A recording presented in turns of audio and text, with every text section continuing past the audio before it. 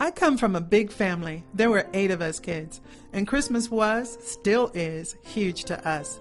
The thing that always amazed me was that when we'd go to bed, there'd be 1 to 2 gifts under the tree for everyone, but by the time my mom would come to the bottom of the stairs to yell, "Kids, Santa's been here!"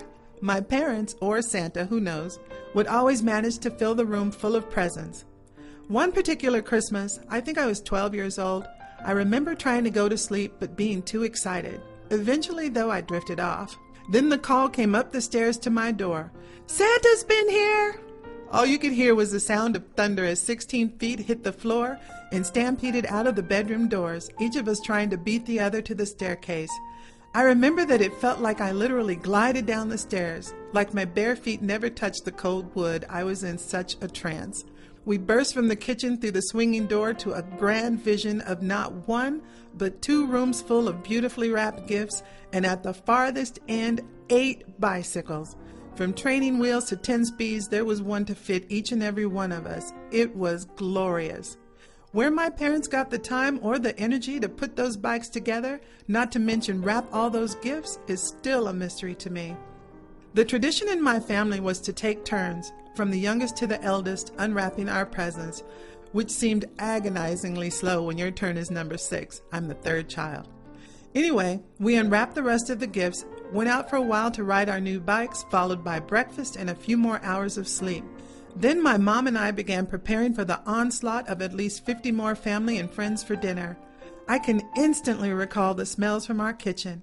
Turkey and dressing, collard greens, macaroni and cheese, homemade breads, my mom's desserts. She's an amazing cook. And the list just went on and on. After dinner, we sang Christmas carols from songbooks that my mom had made for everyone. There must have been 50 of them. Now, my family is a professional singing group, and my aunt and uncles were professional musicians as well. So when I say we sang carols, I mean we sang carols. I can hear the 12 days of Christmas in my head right now, such beautiful harmonies. One of the things I dreaded as a child was my mother taking us caroling in our neighborhood. I remember that we'd always complain because none of us wanted to do it, and she'd say, "One day this will be one of your happiest memories." I was so embarrassed going to my friends' homes and singing at their doors. The funny thing is that years later, when I'd run into those friends and we'd reminisce about the old neighborhood, they would always say how much they loved that we did that, because once we were done singing at their house, they'd join in.